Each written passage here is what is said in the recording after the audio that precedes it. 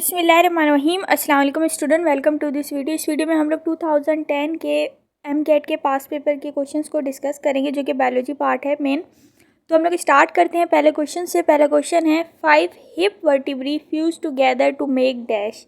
अच्छा, टोटल कितने वर्टिब्री होती हैं हमारी बॉडी में और कितने पोर्शन में डिवाइड होती हैं, पहले उसे हम डिस्कस कर देते हैं। सबसे पहले सर्वाइकल रीजन आता है जिसमें 7 वर्टिब्री होती हैं। सर्वाइकल रीजन में 7 वर्टिब्री होती हैं। देन आता है थोरैसिस रीजन, जो कि हमारे चेस्ट की जगह पे होता है, तो वहाँ पे 12 वर्टिब्री होती हैं। उसके बाद लंबर रीजन में 5 होती हैं, सैक्रम में भी 5 होती हैं और कॉक्सिक्स में 4 होती हैं। सैक्रम और कॉक्सिक्स जो होती हैं हिप रीजन में होती हैं। सैक्रम 5 वर्टिब्री फ्यूज़ होकर एक वर्टिब्री बनाती है, जैसे कि सवाल में पूछा गया, तो इसका राइट आंसर है सैक्रम। और जो कॉक्सिक्स होती हैं वो 4 वर्टिब्री होती हैं, वो फ्यूज़ होकर एक बनाती हैं। कॉक्सिक्स में 4 होती हैं, सैक्रम में 5 होती हैं। फेलिंजेस फिंगर में होती है और क्रेनियम जो होती है स्कल में पाई जाती है, जिसकी बोन होती है फ्रंटल, पैराइटल, टेम्पोरल और ऑक्सीपिटल। फीमर जो होती है वो हमारे लेग में होती है, तो वो जो है सबसे ज़्यादा स्ट्रॉन्गेस्ट बोन होती है। तो इस जो सवाल है इसका राइट ऑप्शन है बी। नेक्स्ट क्वेश्चन है the remain of Archaeopteryx indicate that birds are most closely related to. इसका राइट ऑप्शन है रिप्टाइल्स। अच्छा, आर्क्योटेरिक्स जो है एक फॉसिल है, जो कि उसके जो है ना कुछ चीज़ें साइंसदानों को मिली थी, साइंटिस्ट को, उन्होंने फिर उस पर सर्च की थी तो उन्हें पता चला था। आर्क्योटेरिक्स की जो 3 कैरेक्टरिस्टिक्स हैं बुक में लिखे हुए हैं, जिस तरह से उनको पता चला था कि रिप्टाइल्स है। पहला जो आर्क्योटेरिक बर्ड है ना, उसके मुंह में जो है दांत थे। ये नॉर्मल बर्ड के मुंह में दांत नहीं होते। और जो उसके विंग्स थे वहाँ पे क्लॉज थे, यानी कि पंजे थे, जबकि नॉर्मल बर्ड्स में ये चीज़ नहीं होती। और जो उसकी टेल थी उसमें वर्टिब्री थी। और वर्टिब्री जो है ये कैरेक्टरिस्टिक है रेप्टाइल की, ये भी एक नॉर्मल बर्ड में नहीं होता। तो इस वजह से आर्क्योटेरिक्स और रेप्टाइल्स को आपस में रिलेट कर दिया था। तो इसका राइट ऑप्शन है डी, रेप्टाइल्स। क्वेश्चन है all of the following factors are in the development of new species except, यानी कि वो कौन सा फैक्टर है जो डेवलपमेंट ऑफ न्यू स्पीशी में इन्वॉल्व नहीं होता। तो इसका राइट ऑप्शन है बी, ए सेक्सुअल रिप्रोडक्शन। क्योंकि जब ए सेक्सुअल रिप्रोडक्शन होती है, जैसे कि हम लोग बैक्टीरिया की एग्जाम्पल ले लेते हैं, जब बैक्टीरिया डिवाइड करते हैं तो सबकी शेप एक जैसी होती है, उसमें कोई न्यू स्पीशी फॉर्म नहीं होता। और ऑप्शन ए है use and disuse of organ. ये भी लिमार्क थ्योरी से प्रूव है कि यूज़ और डिसयूज़ ऑफ ऑर्गन की वजह से एक न्यू स्पीशी फॉर्म होता है। सेक्सुअल रिप्रोडक्शन की वजह से भी न्यू स्पीशी फॉर्म होता है।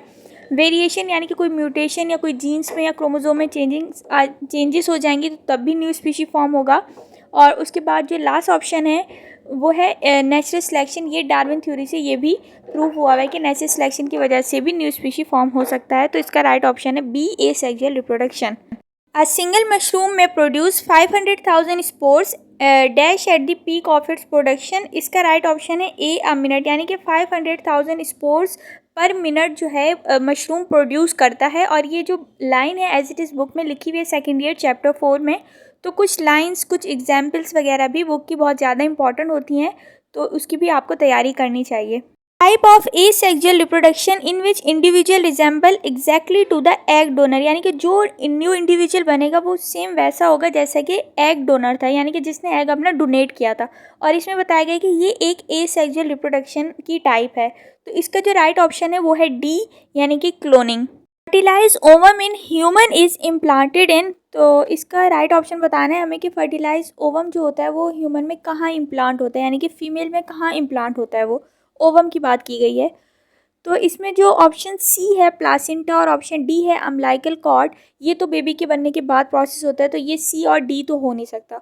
और जो वेजाइना है वो इस चीज़ का रिसेप्शन का काम करती है, तो ये भी ऑप्शन रॉन्ग है, तो ये भी नहीं हो सकता। ओविडक्ट एक डक्ट होती है, ट्यूब होती है, तो ये भी ऑप्शन नहीं है। तो इसका जो राइट ऑप्शन है वो है यूट्रस, यानी कि ovum is implanted in the uterus, और जहाँ पर बेबी की डेवलपमेंट भी होती है। क्वेश्चन है all of the following are legume families except. Legume families वो होती हैं जिसमें फलियां वगैरह होती हैं, तो इसमें बताना है कि कौन सी है जो लिग्यूम फैमिली को बिलोंग नहीं करती।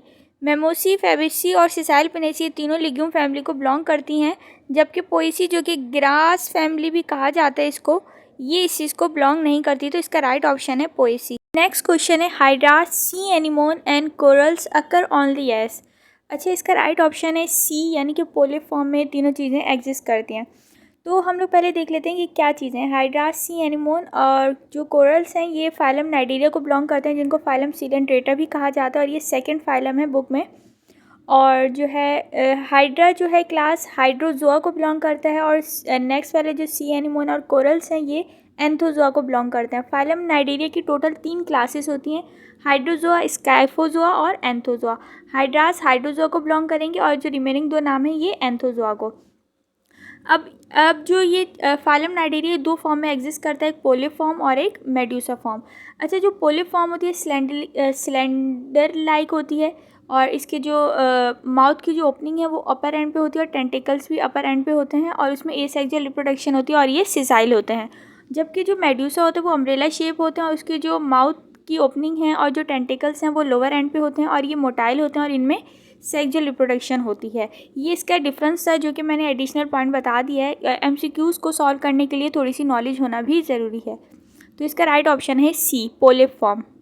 The proper measurement taken to avoid the disease caused by the parasitic worms include parasitic worms से बचने के लिए अब कौन कौन से होते हैं पैरासाइटिक वर्म?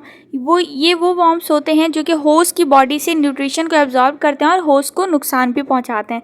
तो हमें इससे बचने के लिए क्या क्या करना चाहिए? ऑप्शन ए है हाइजीनिक लिविंग, सही है। और ऑप्शन बी है खाने पीने की चीज़ का सही से इस्तेमाल करना चाहिए, सही है। Option C throughout cooking of meat, यानी कि गोश्त को अच्छी तरह से पकाना चाहिए। अगर गोश्त सही से नहीं पकाएंगे तो कौन सा वर्म एंटर होगा? पैरासाइटिक वर्म टीनिया सैजिनेटा, जो कि बुक में लिखा हुआ है। और फोर्थ वाला है अवॉइड वॉकिंग बेयर फुटेड, यानी कि नंगे पैर नहीं चलना चाहिए, उससे कोई वर्म या कुछ वर्म्स के एग्स वगैरह भी थ्रू द फूट हमारी बॉडी में एंटर कर सकते हैं। तो इसका जो राइट ऑप्शन है वो है ई, यानी कि ऑल सारे जो ये ऑप्शन दिए गए हैं सारे राइट। इन सारी चीज़ों का हमें ख्याल रखना चाहिए। क्वेश्चन है the photosynthetic pigment can be separated by process called. अच्छा, फोटोसिंथेटिक में बहुत सारे पिगमेंट्स होते हैं जिसमें ग्रीन कलर ज़्यादा हमें दिखता है और बाकी के जो रिमेनिंग कलर होते हैं वो थोड़ी थोड़ी अमाउंट में होते हैं, इसलिए वो हमें ज़्यादा क्लियर नहीं दिखते। तो हम इन पिगमेंट्स को कैसे सेपरेट करते हैं? पेपर क्रोमेटोग्राफी के ज़रिए। तो option C is the right answer. Paper chromatography में ये होता है कि हम लीफ को क्रश करके एक जार में डालते हैं और साइड में हम पेपर जो है इंसर्ट कर देते हैं। तो थोड़ी देर बाद क्या होता है, उस पर जो है डिफरेंट कलर अपीयर होना शुरू हो जाते हैं।